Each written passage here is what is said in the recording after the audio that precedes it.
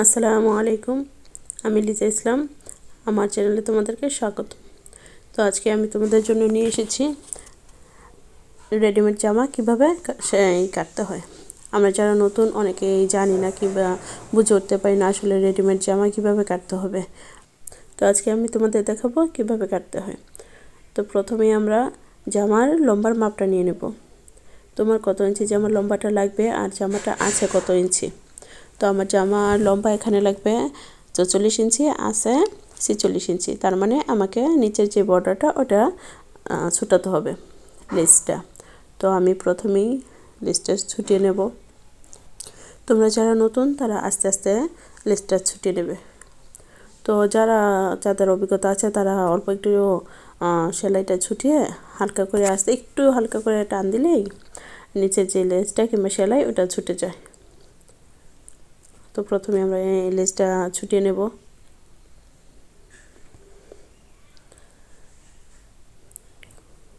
তো অতি সাবধানতার সাথে লেসটা ছুটিয়ে নিলাম। এই লেসটা এখন আলাদা করে রাখবো। এখন হাতার যে সেলাইগুলো, এক্সট্রা সেলাই যেগুলো হাতা জয়েন করা, ওই সেলাইগুলো ছুটিয়ে নেব। এখানে দুটোটা হাতা আলাদা করে নিতে হবে, নিচে লেসটা ছুটিয়ে নিতে হবে। তো আমি এক হাতা ছুটিয়ে নিলাম আর এক হাতা ছুটিয়ে নিচ্ছি। তোমরা যারা নতুন একটু সাবধানতার সাথে সেলাইগুলো খুলবে, ঠিক আছে। তো এখন আমার কাঁধের সেলাইটাও ছুটিয়ে নেব।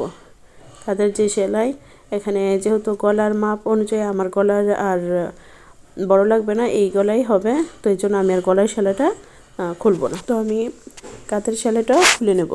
দোনো সাইডে কাঁধের সেলাইটা একটু সাবধানতার সাথে সুন্দর করে আস্তে আস্তে খুলে নেব। তো আমি দোনো সাইডে কাঁধের সেলাইটা খুলে নিলাম। এখন নিচের পাটটা সমান করে বিছিয়ে নেব। সুন্দর করে দুই গলার মাঝখানে গলাটা সমানভাবে বিছিয়ে কাপড়টা সমান করে বিছিয়ে নেব প্রথমে।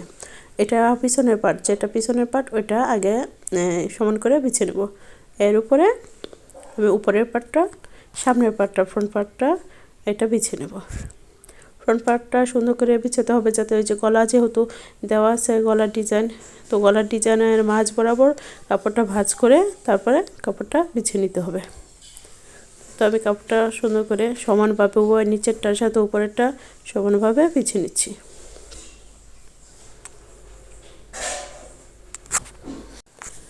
তো উপরের পাট আর নিচের পাট সুন্দর করে সমানভাবে বিছিয়ে নিয়ে সমান করে কাপড়গুলোকে টান টান করে নিতে হবে, যাতে নিচে কোনো ভাঁজ না থাকে। তো এই তো আমার বিছিয়ে নেওয়া হয়ে গেল। এখন আমার লম্বার মাপ উপরের দিক থেকে 1/2 ইঞ্চি কাপড় রেখে তারপরে মাপটা নিতে হবে যতটুকু আমার লম্বা লাগবে। তো যেহেতু আমার 44 ইঞ্চি লাগবে, তো আমি 1 ইঞ্চি এক্সট্রা নেব সেলাইয়ের জন্য, 45 ইঞ্চি লম্বা নেব।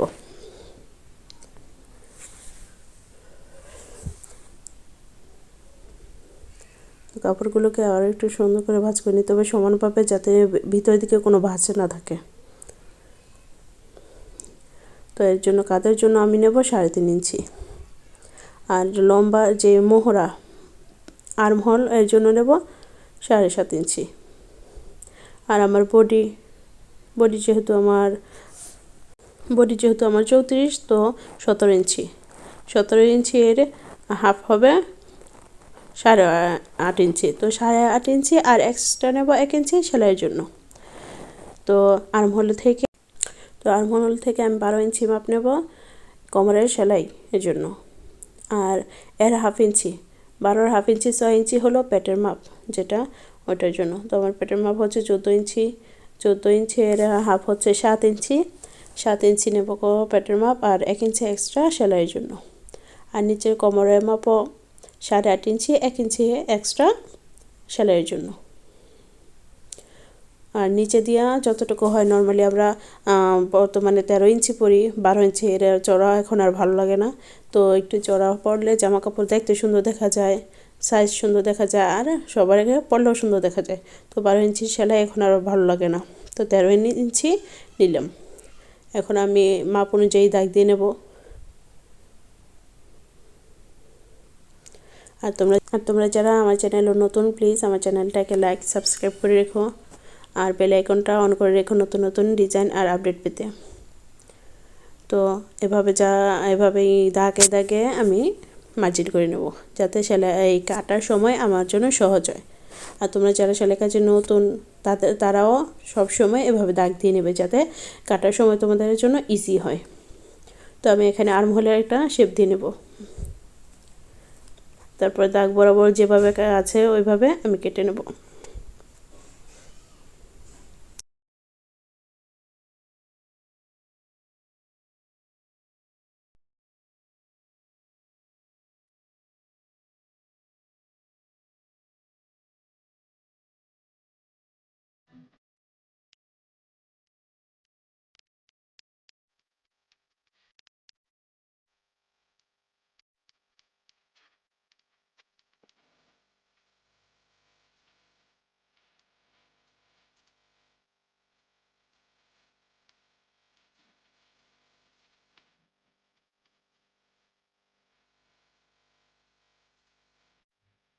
এখন নিচের যে মাপটা আছে ওই মাপ অনুযায়ী নিচ দিয়ে কেটে নিলাম। তাই তো আমি কেটে নিলাম জামাটা। এখন কাটবো হাতাটা। হাতা যে দুটো পার্ট আমি সেলাই খুলে রেখেছি, এই দুটো পার্ট। তো কাপড় দুটোকে সমানভাবে ভাঁজ করে নেব, দুটো একটার উপর আরেকটা সুন্দর করে একসাথে এক সমান করে ভাঁজ করে নেব।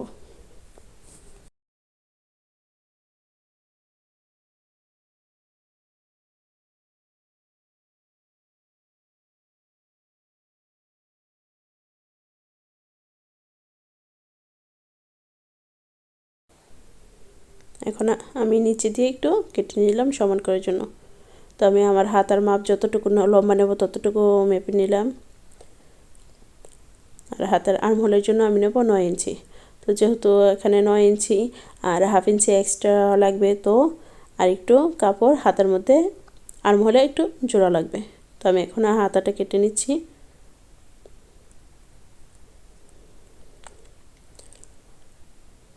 এখানে নিচে তোমার হাতে যেই মাপ ওই মাপ অনুযায়ী কেটে নেবে।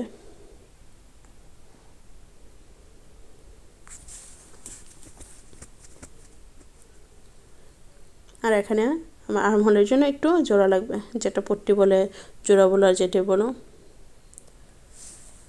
তো এখানে আমি একটু পট্টি কেটে নিলাম। এটা 4 ভাগের, 4 কাপড়ের 4টা পটল, যেহেতু দুটো হাত দু ছাটে, তো এক হাতে 2টা করে 4টা। তো হয়ে গেল আমার জামা কাটা। আর এখন হলো লেসের ব্যাপারটা। আগে লেসটা কী করতে হবে, তোমার জামার মাপ অনুযায়ী বসাতে হবে। আগে নিচের পাটটা, পিছনের পাটটা, যে ব্যাক পাটটা আছে ওটা সেলাই করতে হবে। ও সেলাই করে তারপরে জামার মাপ অনুযায়ী সামনে এই লেসটা বসাতে হবে। আগে যদি লেসটা বসানো হয় তাহলে দেখা যায় কি এই সামনের পাট ছোট হয়ে যায়, বড় হয়ে যায়, কিংবা পেছনের পাট ছোট বড় হয়ে যায়। তো হয়ে গেল আমার রেডিমেড জামা কাটা। এটা হচ্ছে হাতার পট্টি, আর এই হলো জামা। তো আজকের জন্য এতটুকুই। তো অতি সহজে দেখিয়ে দিলাম কীভাবে রেডিমেড জামা কাটতে হয়। তো তোমরা যারা নতুন সেলাই কাজে, তাদের জন্য এইভাবে কাটলে তোমাদের অনেক সুবিধা হবে। তো আজকের জন্য এতটুকুই। সবাই ভালো থেকো, সুস্থ থেকো, আর আমার চ্যানেলটাকে সাবস্ক্রাইব করে রেখো। আল্লাহ হাফেজ।